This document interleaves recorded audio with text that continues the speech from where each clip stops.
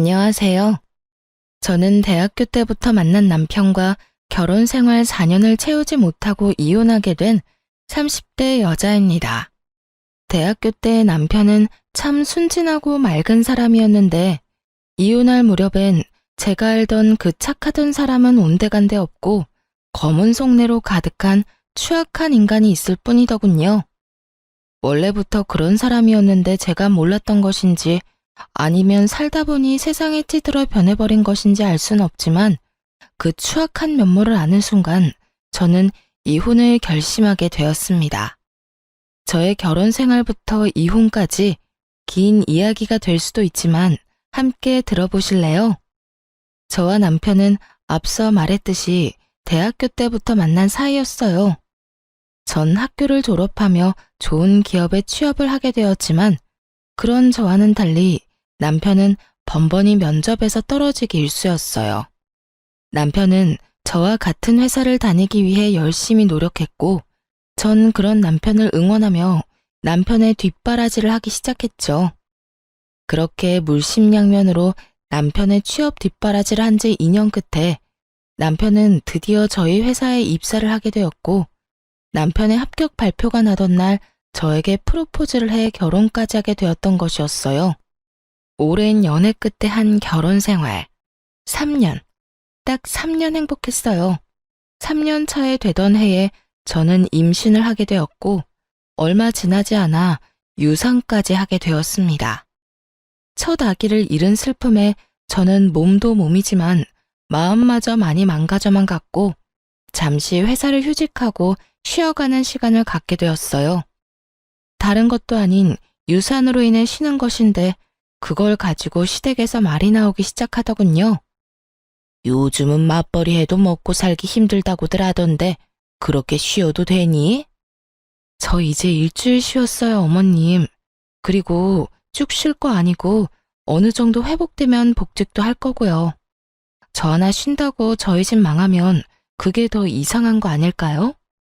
그건 그렇다마는 될 수 있으면 빨리 복직해. 우리 아들이 힘들지 않니?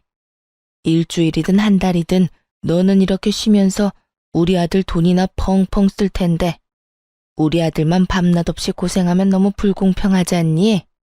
원래 저의 도움으로 남편이 좋은 회사에 취업까지 하게 되었다며 저에게 잘 대해주던 시모였는데 제가 잠시 쉬게 되니 남편 돈으로 호의호식한다며 탐탁치 않아 하는 속내를 감추지 않고 표현하더군요.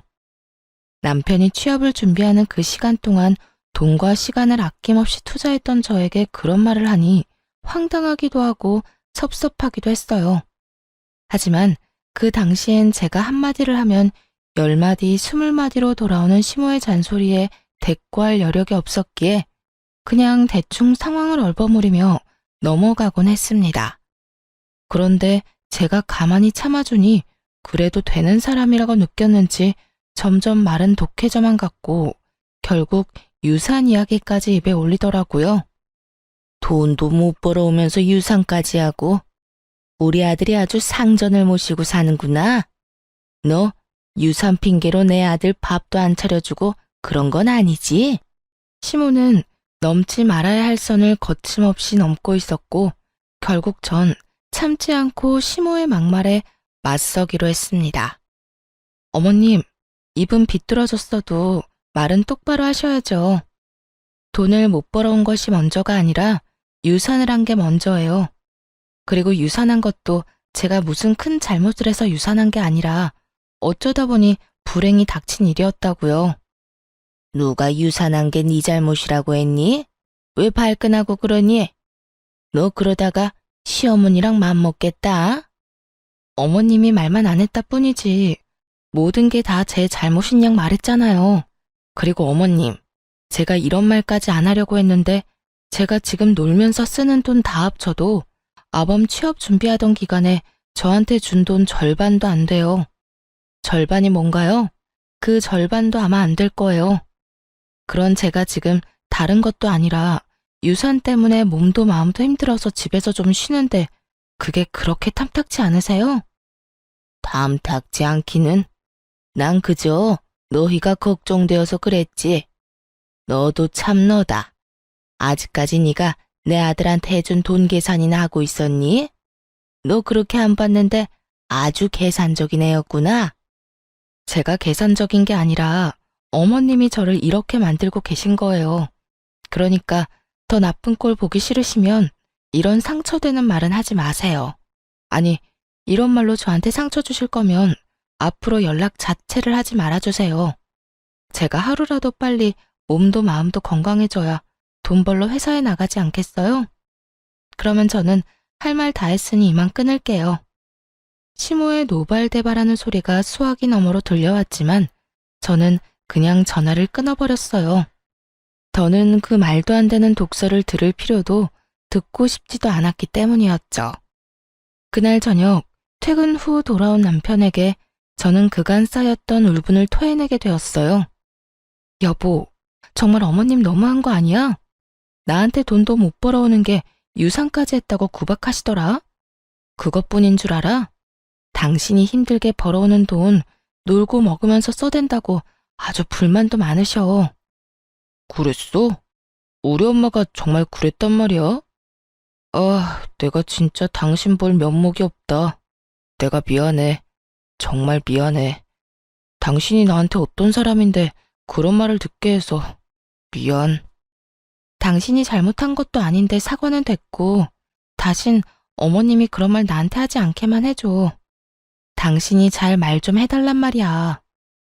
그래, 알겠어. 내가 엄마한테 다신 그러지 말라고 신신당부할게. 남편이 사과도 했고 시모가 다신 그러지 못하도록 잘 말하겠다기에 이를 키우지 않고 그냥 넘어가기로 했습니다. 그런데 시모가 정신을 차리지 못한 것인지 집으로 찾아오며 저를 괴롭히기 시작하더군요. 막상 찾아와서는 무언가 시킨다거나 말을 심하게 한다거나 피해가 되는 행동을 하진 않았지만 좋지 않았던 일도 있었던 터라 시모가 오는 자체가 불편한 건 사실이었어요. 하지만 그렇다고 해서 오는 사람을 아무 이유도 없이 못 오게 막을 수도 없는 노릇이었기에 적당히 시모와 시간을 보내고 돌려보내곤 했었죠. 그러던 어느 날 일이 터지고야 말았죠. 그날은 잠시 외출했다가 퇴근하는 남편을 만나 집으로 돌아온 날이었죠. 집에 들어서니 시모 혼자 집을 아주 엉망진창으로 만들어 놓고선 저희를 기다리고 있더라고요. 제 집처럼 밥도 잘 챙겨 먹었는지 설거지도 쌓여 있었고요. 주인 없는 안방에서 잠도 잤는지 이불도 헝클어져 있었죠. 처음 5초가량은 이게 도무지 무슨 상황인지 판단 자체가 서지 않더군요. 그것도 잠시 시모의 웃으면서 왔냐는 말에 정신이 차려지며 상황 파악이 되었고 곧바로 남편을 쳐다봤어요. 문을 열어줄 사람이 없는데 시모가 집에 떡하니 들어와 있다는 것은 분명 남편이 비밀번호를 알려줬을 거란 확신 때문이었죠. 하지만 제 눈빛을 읽은 남편은 손사래까지 치며 아니라고 억울함을 호소하기 시작하더군요. 나 진짜 아니야. 난 엄마한테 비밀번호 같은 거 안 알려줬어. 내가 미쳤다고 그런 걸 당신이랑 상의도 없이 알려줬을까봐. 남편은 절대 아니라며 손사래를 계속해서 치고 있었고 그럼에도 제가 남편을 계속 보고 있으니 시모가 나서 자초지종을 설명해 주더라고요. 괜히 우리 아들 잡을 필요 없다. 우리 아들 말처럼 나 비밀번호 누르고 들어온 거 아니다. 저번에 왔을 때 보니까 마스터키가 수납장 안에 있길래 내가 미리 챙겨놨어. 오늘도 그걸로 열고 들어왔어. 그러니까 내 아들 좀 그만 쳐다보려무나. 그러다 귀한 우리 아들 얼굴 뚫리겠어. 시모는 자신이 어떤 짓을 한지도 모르는 채 당당한 태도였고 전 점점 화가 치솟고 있었어요. 제 표정은 점점 굳어져만 갔고 표정이 굳어지면 굳어질수록 남편은 제 눈치를 살피느라 바쁘더라고요. 시모는 그런 남편의 모습에 화가 난다는 듯 저에게 삿대질까지 하며 애먼 저를 잡아대기 시작하더군요. 넌 도대체 평소에 우리 아들을 얼마나 쥐잡듯이 잡아댔으면 저렇게 네 눈치를 보는 거야? 너 혹시 내 아들 숨도 못 쉬게 잔소리 퍼부으면서 사는 거니? 그런 거야? 시모는 저에게 득달같이 따져묻기 시작했고, 전 그런 시모의 모습에 인내심이 바닥을 치는 소리가 들려오더군요. 어머님, 이 상황엔 평소 제가 잔소리를 하든 말든 그런 것과는 상관없이 제 눈치를 살펴야만 하는 상황이에요. 저희도 없는 집에 그것도 시어머니가 허락도 없이 마구잡이로 들어와서 집 꼴을 이렇게나 엉망진창으로 만들어놨는데 남편이 제 눈치를 살피지 제가 남편 눈치를 살펴야 할까요? 허락? 내가 지금 허락도 없이 너희 집에 들어와서 기분이 나쁘다. 이거니 지금? 네, 좋을 리는 없잖아요. 그러니까 가지고 가신 마스터키 당장 주시고 다신 이러지 마세요. 앞으로 오시려거든 연락하고 오라고요. 저는 시모가 허락도 없이 가지고 간 마스터키를 돌려달라고 했고 시모는 절대 싫다고 하며 들고 있던 마스터키를 가방에 쏙 넣어버리더군요. 내가 왜?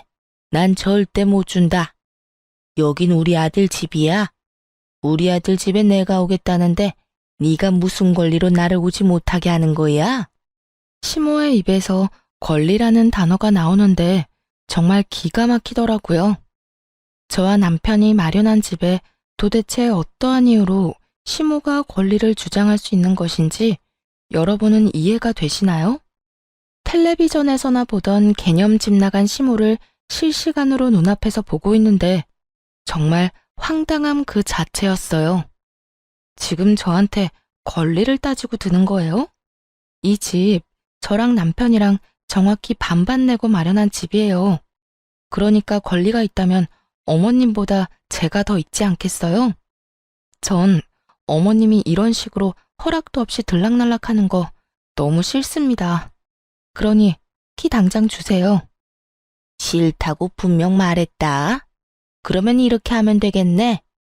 네 말대로 절반은 네 집, 절반은 내 아들 집이니 앞으로는 들어와서 절반만 사용하면 되지 않겠어? 그러면 됐지? 지금 그걸 말이라고 하세요? 집이 무슨 사과도 아니고 반쪽 딱 가른다고 그게 딱 갈라지나요? 우길 걸 우기세요, 제발. 아무리 어머님이라고 해도 아무도 없는 집에 이렇게 마음대로 들어오는 거 너무 무례한 행동이라고요. 무례? 너 가족끼리 말이 너무 심한 거 아니니? 다른 사람도 아니고 네 남편 엄마야 내가. 그런 내가 내 아들 집에도 마음대로 못 오면 어딜 마음대로 가라는 말이야? 어딜 마음대로 가기는요. 어머님 집 있잖아요. 거기나 마음대로 다니시고 저희 집엔 이런 식으로 마음대로 오지 마세요. 감정이 격해진 시모와 저는 언성까지 높이며 싸우게 되었고 점점 더 심각해지자 남편이 시모를 끌고 집에서 나가더라고요. 그렇게 시모가 가고 난 후 전 곧바로 사람을 불러 도어락 자체를 바꿔버렸어요. 그렇게 해도 화가 가라앉지 않아 씩씩거리고 있는데 시모를 시댁에 데려다주고 돌아온 남편이 바뀐 도어락을 보며 쭈뼛쭈뼛 입을 떼기 시작하더라고요. 꼭 이렇게까지 해야 해? 너무 과하지 않나 싶은데. 전 기가 막혀 콧방귀를 끼며 하나도 치우지 않아 여전히 엉망인 집을 가리키며 쏘아붙여 주었죠. 과한 건 내가 아니라 어머님이야. 입장 바꿔서 생각해봐. 어머님이 아니라 우리 엄마가 집 키를 허락도 없이 가지고 가서 시도 때도 없이 들락날락거리면 당신 같으면 어떤 기분일 것 같은데? 이래도 내가 과한 처사라고 생각해? 남편은 깊이 생각해 볼 것도 없이 그건 싫었는지 미간을 찌푸리며 아무런 말도 하지 않고 있었고 전 그런 남편에게 더 단호하게 한마디 해주었어요. 어머님 말리지 못할 것 같으면 아무런 말도 하지 마. 나 지금 당신이 생각하는 것보다 훨씬 더 많이 화났으니까. 전 다른 건 몰라도 아무도 없는 집에 시모처럼 당연하다는 듯 오가는 행동은 이해할 수도 이해할 생각도 없었으므로 더욱 단호하게 대처하기로 한 것이었어요. 다음 날 제 예상과 같이 시모는 다시 저희 집을 찾아왔고 그날은 제가 외출을 하지 않고 집에서 시간을 보내던 중이었어요.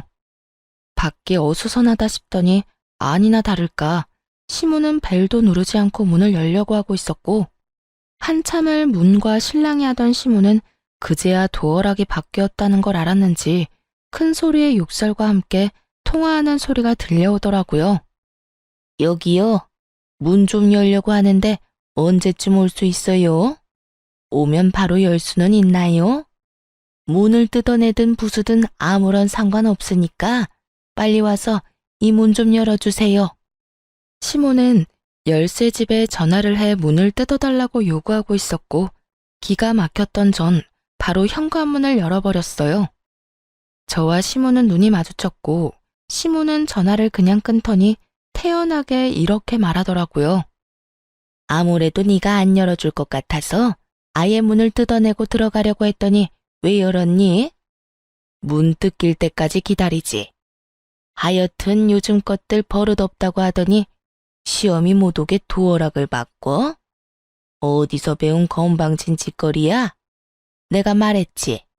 내 아들 집에 내가 마음대로 오는 건 당연한 거라고. 도대체 몇 번을 말해야 알아들으시겠어요? 이 집엔 어머님이 마음대로 오갈 수 있는 그 어떠한 권리도 없다니까요. 이 집의 주인은 남편과 저예요. 아무리 어머님이 제 남편의 친엄마라고 한들 저희의 보금자리까지 마음대로 할 권리는 없다고요. 내가 된다고 하면 되는 거고 내가 하겠다고 하면 너는 그저 입 다물고 내 뜻에 따르면 되는 거야. 어디 며느리가 시어미한테 눈 똑바로 뜨고 큰 소리야.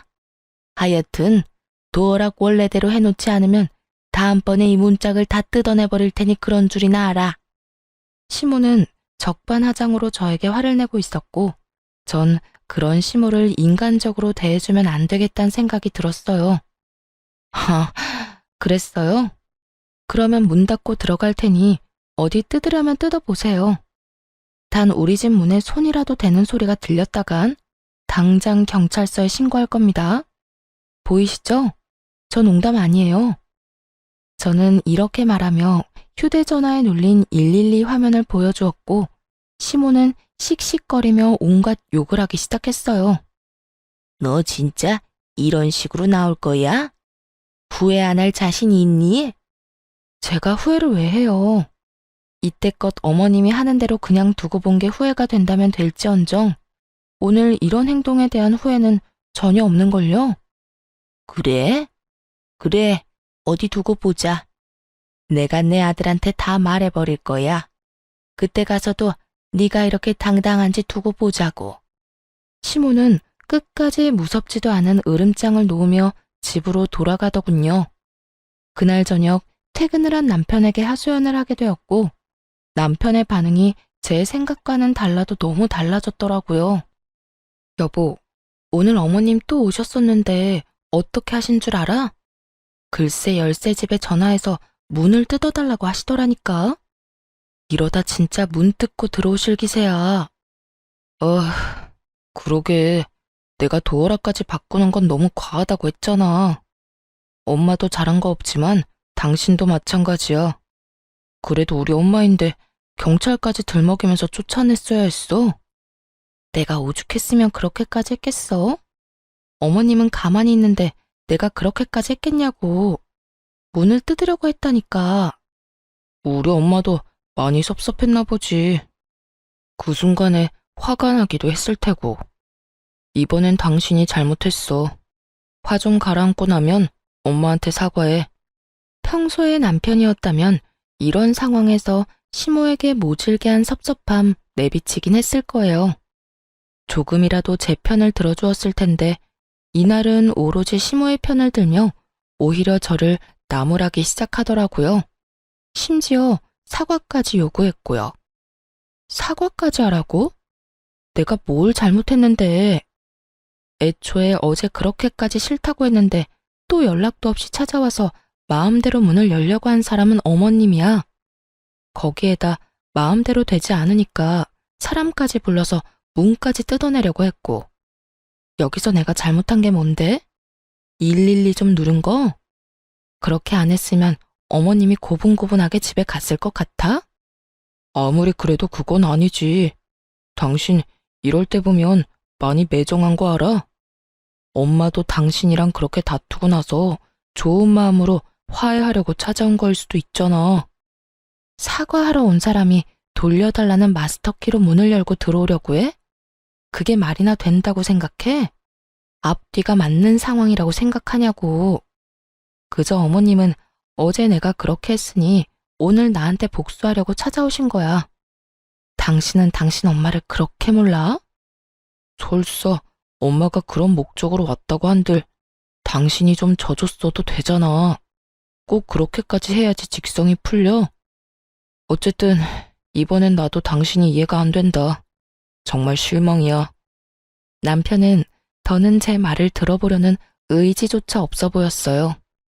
그렇게 저희 사이는 멀어지기 시작했어요.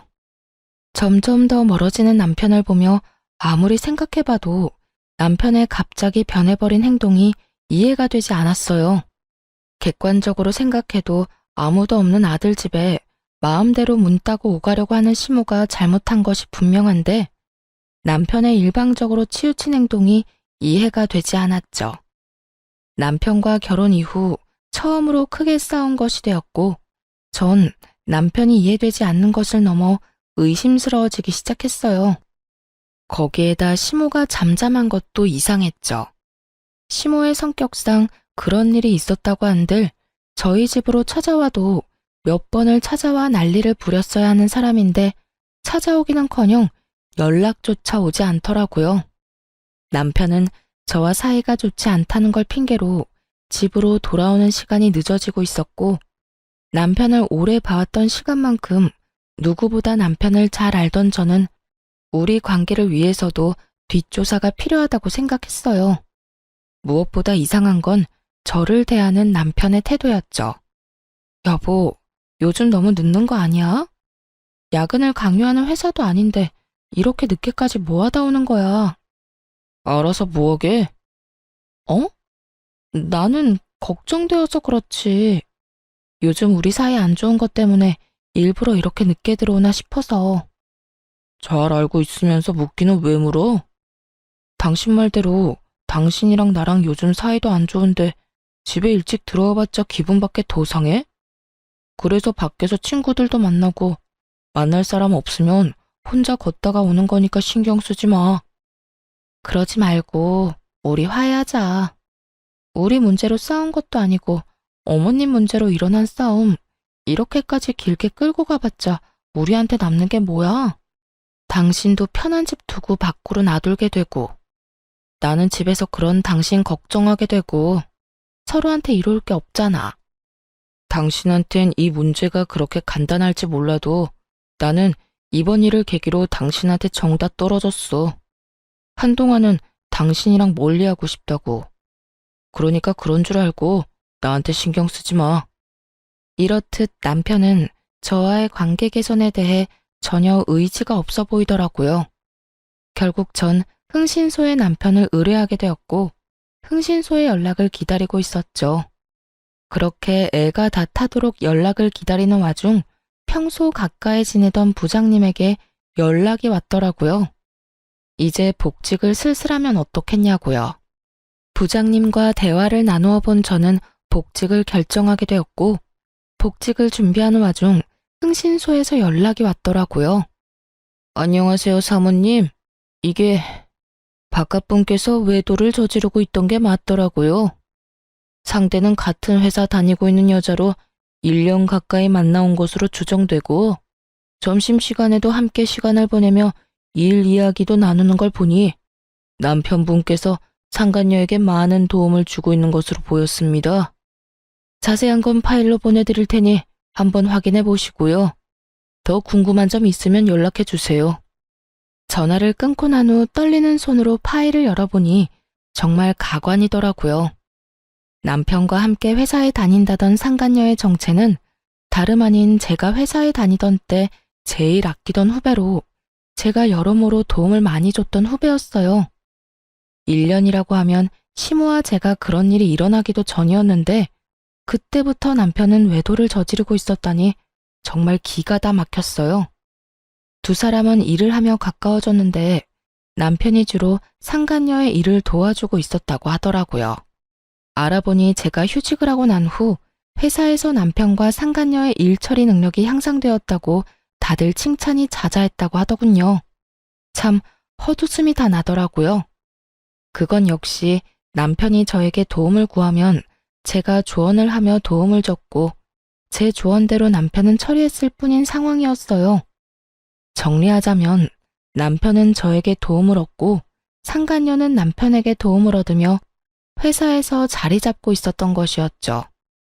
제 뒷바라지를 받으며 제 덕에 취업을 한 남편놈이 이젠 내 덕에 외도까지 저지르고 있었다는 사실을 알고 나니 두 연놈을 가만두면 안 되겠더라고요.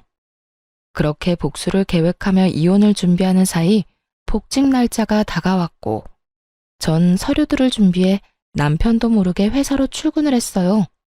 출근을 하니 회의실에서 남편이 발표를 하고 있더군요. 1년을 이끌어갈 신규 사업 기획에 대해 발표하고 있었는데 전 그 회의실로 지체하지 않고 들어가 그 회의를 멈춰버렸죠. 잠시 멈추시죠? 갑작스러운 저의 등장에 남편은 크게 당황한 눈치였고 상간녀 역시 저와 남편의 눈치를 살피느라 바쁘더군요. 전 오래전부터 준비한 자료들을 직원들에게 보여주며 준비한 말을 꺼내기 시작했어요. 애초에 이건 제가 오래전부터 준비했던 아이디어인데 왜 차대리가 발표를 하고 있는 걸까요? 차대리, 이유가 뭘까요? 그래요. 부장님이 갑작스럽게 연락이 와 복직을 권했던 이유는 다름 아닌 이것 때문이었어요. 남편은 저도 모르게 제 노트북에서 제가 오랜 시간 동안 공들여 기획 중이던 아이디어를 마치 본인의 아이디어인 양 회사에 제출했고 제가 이 아이템을 구상하던 당시 함께 머리를 모았던 부장님이 저에게 연락을 줬던 것이었죠. 자료를 보니 상간녀도 팀원으로 이름이 올라와 있던 것으로 보아하니 상간녀 역시 모든 사실을 알고도 묵인하고 있었던 것이었어요. 저는 모든 사실을 알리며 남편에게 어떻게 된 일인지 물었고 당황한 남편은 그게 무슨 소리냐며 자신의 아이디어라고 딱 잡아떼기 시작하더군요. 그게 무슨 말씀이세요? 이건 제가 오랫동안 생각하고 기획한 제 아이디어라고요. 혹시 제 노트북 보셨나요? 제 노트북에도 이런 자료를 저장한 것이 있는데 그걸 그대로 뽑아와서 이러는 거 아니냐고 묻는 겁니다. 차대리야말로 제 노트북에서 이 기획을 훔쳐간 거겠죠. 양심도 없이 이게 무슨 짓입니까? 제가 그랬다는 증거라도 있어요? 내가 이 기획안을 훔쳤다는 증거라도 있냐고요. 뻔뻔하기 그지없는 남편은 끝까지 발뺌을 하며 증거 타령을 하고 있었고 전 그런 남편에게 콧방귀를 끼며 이렇게 말해주었습니다. 증거는 없고 증인은 있는데요. 생각을 좀 해보세요. 하필 차대리가 이 발표를 하는 날 하필 제가 이렇게 복직을 해서 회사에 나왔는데 그게 다 우연이라고 생각해요? 증인이라니 설마... 네, 맞아요. 부장님께 연락받았어요. 저하고 부장님이 함께 기획하던 아이디어인데 차대리가 떡하니 차대리 이름 붙여서 기획서 올렸다고요. 그러니 내가 편안히 쉴 수가 있었겠어요?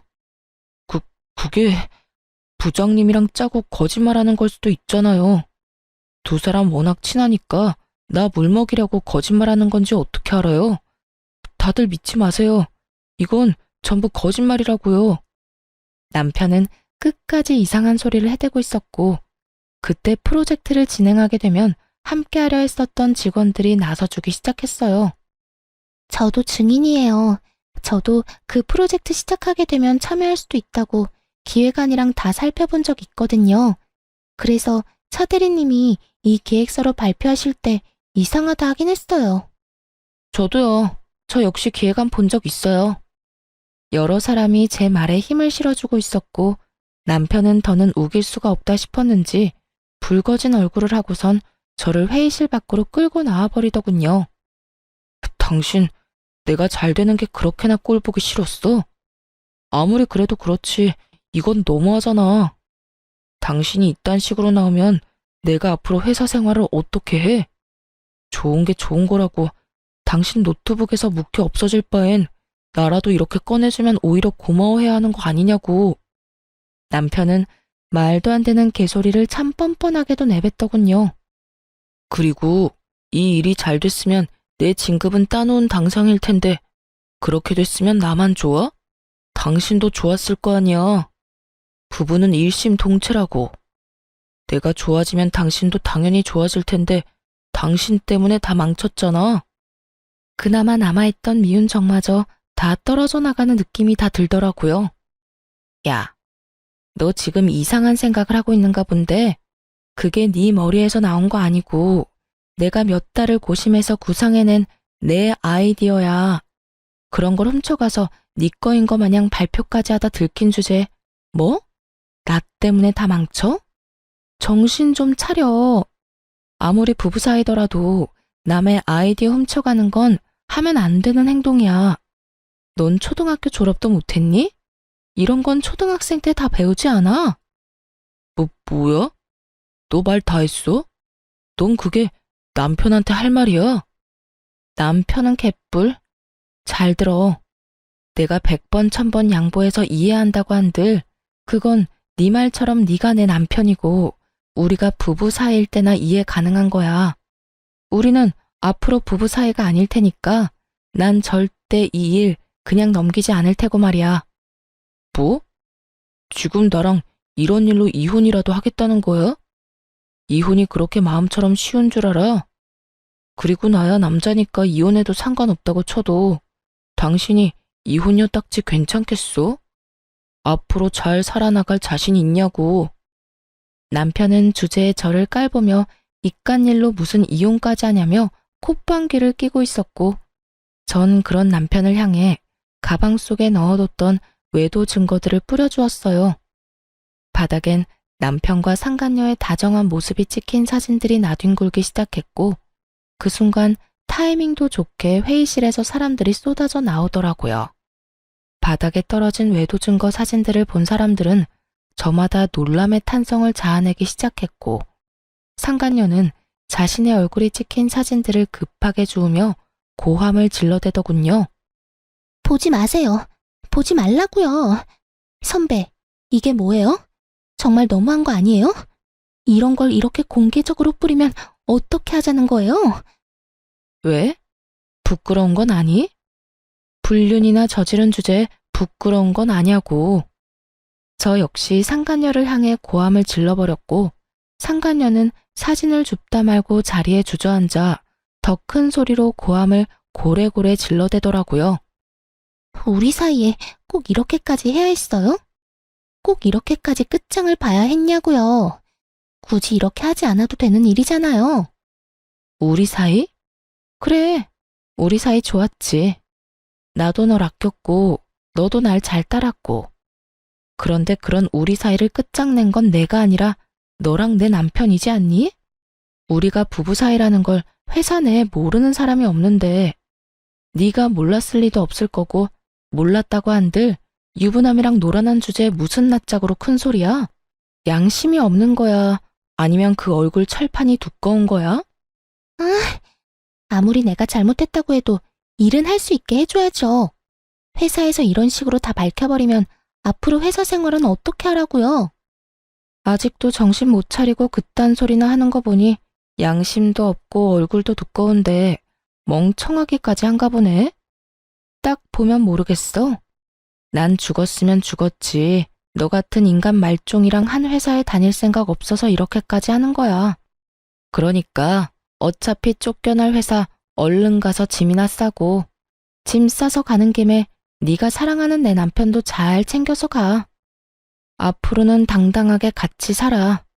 내가 당장 이혼해 줄 테니 더럽게 뒤로 그딴 짓이나 하지 말고 당당하게 이 머저리 같은 남자 잘 데리고 살아보라고. 상간녀는 제 말에 씩씩거리며 저를 노려보고 있었고 남편놈은 이러지도 저러지도 못한 채 가만히 있더라고요. 그 모습을 보는데 저렇게 한심한 놈이랑 이때껏 살았다는 생각에 저 자신이 참 한심스럽게 느껴지더군요. 한참을 눈치를 살피던 남편은 저에게 무슨 할 말이라도 있는 것인지 제 손을 잡으려고 했고, 전 그런 남편의 손을 뿌리쳤어요. 어딜 잡으려고 그래? 네 짐도 다 싸서 네가 사랑하는 저 여자 집으로 보냈고, 비밀번호도 바꿔버렸으니까 오늘부터 집에 오지 마. 소장 보낼 테니 법원이나 시간 맞춰 잘 나오고. 할 말을 다한 저는 그대로 자리를 벗어났고, 그날 오후 회사에선 두 사람에게 바로 권고사직 처분을 내려버렸습니다.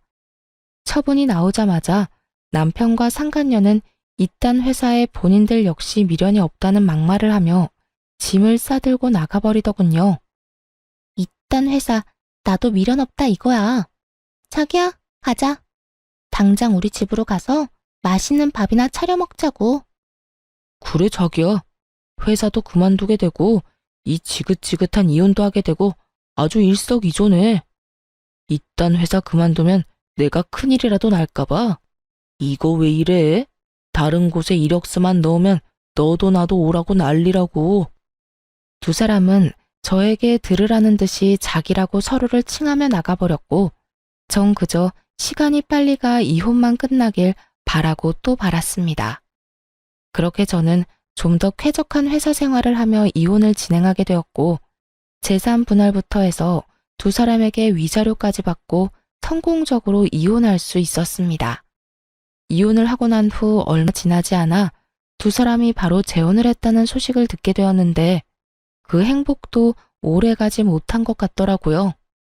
재혼 소식을 들은 지 3개월도 채 되지 않아 뻔뻔하게 상간녀에게 연락이 왔으니까요. 무슨 일이야? 나한테 더 남은 할 말이 없는 걸로 아는데. 선배, 나 미칠 것 같아요. 선배 때도 그랬어요? 글쎄 어머님이 계속 우리 집에 연락도 없이 찾아온다고요. 비밀번호 알려달라고 하는 거 안 알려줬더니 마스터키를 찾아내서 문을 막 열고 들어오는데 미칠 것 같다고요. 전 시모의 한결같은 그 개념 없는 행동이 그 순간엔 고맙기까지 하더군요. 상간녀의 말을 들어보니 전 시모는 여전히 아들 집을 제 집처럼 생각하고 있었고, 이번엔 먼저 비밀번호를 알려달라는 요구를 했다고 하더군요. 하지만 그것이 거부당하자 저에게 했듯이 마스터키를 찾아내서 아들 집을 제 집처럼 오가고 있었던 것이었어요. 하지만 상간녀 역시 이런 일을 당하고 있을 사람은 아니었어요. 그래서 그 말 하려고 나한테 전화한 거야? 아니요. 선배 때는 어땠나 해서요. 어찌되었든 전 당장 어머님이랑 인연 끊고 살자고 했어요. 아니, 어떻게 그런 어머님이랑 왕래하면서 살겠어요? 내 아들 집이니 내 마음대로 오가겠다는 말이 요즘 세상에 가당키나 한 말이냐고요. 제가 당장 영 끊지 않으면 이혼이라고 하니까 2번 이혼은 싫은지 인연 끊겠다고 하더라고요. 전 남편은 2번의 이혼은 싫었는지 그렇게나 죽고 못 살던 전 시모와의 인연을 끊겠다고 했고, 상간녀는 자랑과 하소연을 오가며 그간의 모든 이야기를 다 풀어놓을 기세로 말하기 시작했어요. 그래서 할 말이 뭔데? 왜 전화까지 해서 묻지도 않은 네 사생활 이야기를 늘어놓는 거야? 그게 막상 이렇게 되고 나니까 하소연할 데가 없더라고요. 생각나는 사람은 선배밖에 없고, 회사에서도 선배였지만 이 집안 생활에서도 선배잖아요. 그래서 이것저것 궁금한 게 많더라고요. 말이 나왔으니까 물어보는 건데, 저 인간 저희 다니던 회사의 취업은 어떻게 한 거예요? 아직까지 취업도 못하고 집구석에서 놀고 있어요. 저는 임신까지 덜컥 해버려서 취업도 안 되고요. 정말 이러다가 미쳐버릴 것 같아요. 무슨 남자가 능력이 없어도 저렇게까지 없을 수가 있는지. 요즘 새삼 저딴 놈 데리고 산 선배가 대단하다는 생각이 다 든다니까요. 상간녀는 여전히 제가 본인을 아끼는 선배라 생각하고 있는 것인지 할 말 못할 말 구별도 하지 못하고 그저 입에서 나오는 대로 하소연을 하고 있더군요. 야, 내가 가만히 들어주니까 계속해도 되는 줄 아나 본데 적당히 좀 해. 나 네가 데리고 사는 남자 전부인이야.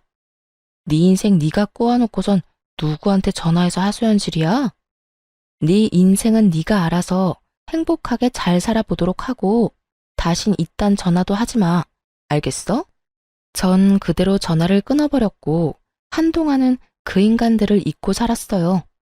그런데 이 지긋지긋한 소식의 피날레를 장식해줄 연락이 전 남편에게서 오더라고요.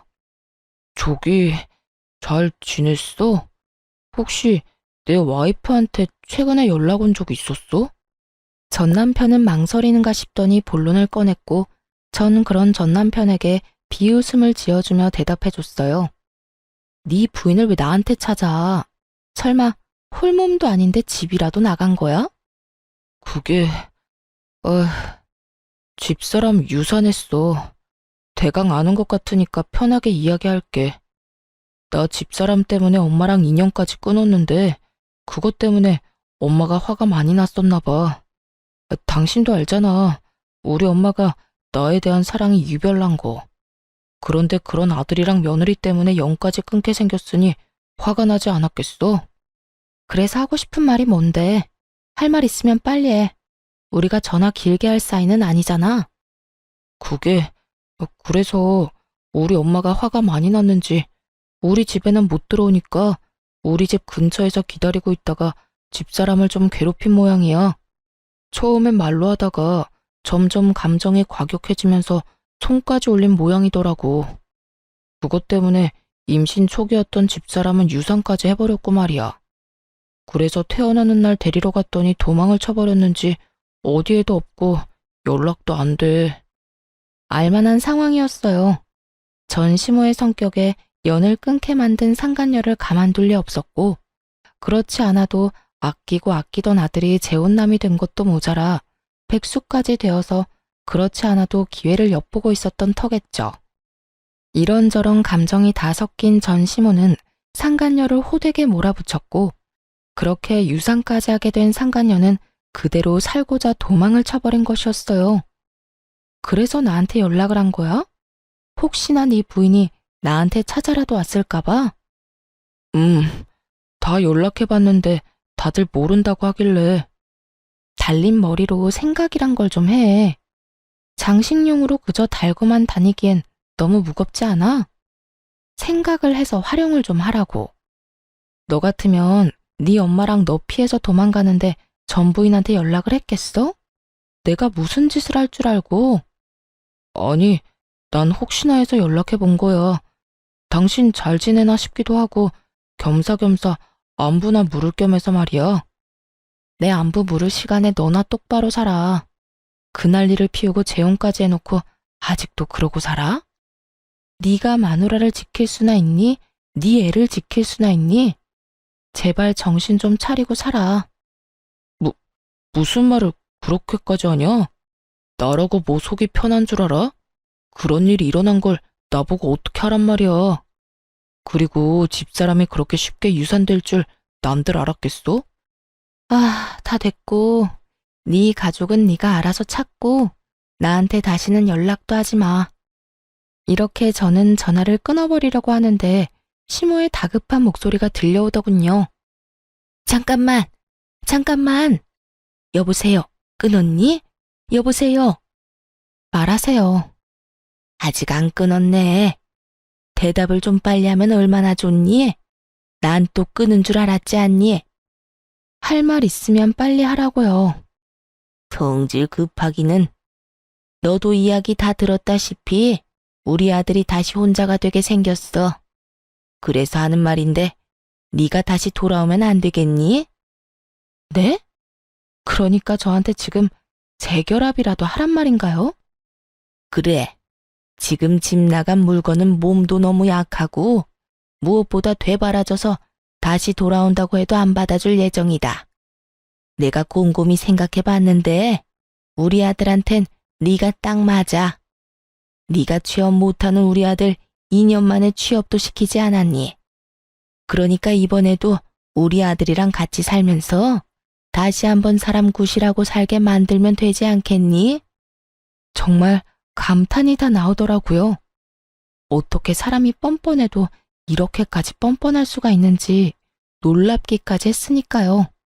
하긴 조강지처였던 저는 3년 만에 그리고 재혼한 상간녀는 3개월 만에 내쫓았는데 이 정도 뻔뻔해야 가능한 일이었지 않나 싶기도 하더군요. 대답을 목이 빠지라 기다리는 듯 했고, 전 그런 전시모에게 크게 한 방 먹여주기로 했어요. 아줌마, 잘 들으세요. 아줌마 같은 인간이랑 가족으로 다시 엮일 바엔 평생 혼자 살 거네요. 뻑하면 아들 집이 내 집이다 하고 찾아오질 않나. 못 들어오게 하면 문을 뜯어낼 거라고 하질 않나. 그것뿐이에요. 아들하고 며느리 사이의 이간질은 물론이고 이번엔 뱃속의 손주까지 그 손으로 잃게 했다면서요. 그런 아줌마 며느리를 다시 하라고요? 내가 어떻게 이혼했는데 그 짓을 다시 하러 제 발로 가겠어요? 정신 차리세요. 정신 차리는 김에 아들 재혼도 못하게 하고요. 또 누구 인생 망치려고 아들 재혼을 시켜요? 그냥 그 능력도 없는 놈 끼고 평생 사세요. 시모는 입에 담지도 못할 욕을 하기 시작했고 마지막으로 으름장을 놓고 전화를 끊어버렸어요. 아줌마나 아줌마 아들이나 다신 나한테 전화하면 이번에야말로 경찰에 신고할 테니 그런 줄 알고 끊어요. 그렇게 전화를 끊어버린 후 저는 바로 번호를 바꿔버렸어요. 제가 알기론 퇴직금도 저에게 위자료로 주고 신혼집도 빚을 내서 마련한 집일 텐데 빚쟁이가 된 아들을 꼼짝없이 안고 살게 된 전시모나 빚쟁이 백수가 되어버린 전남편이나 인생이 제대로 꼬여버린 상간녀까지 그 앞날이 참 시궁창이었겠다 싶었네요. 그 후 전 회사에 다니며 잘 지내고 있어요. 한동안은 저의 이혼 스토리 때문에 떠들썩하긴 했지만 이젠 시간이 꽤 흘러 그 이야기를 꺼내는 사람은 없네요. 전 올해 진급을 했고 여전히 혼자인 채로 지내고 있습니다.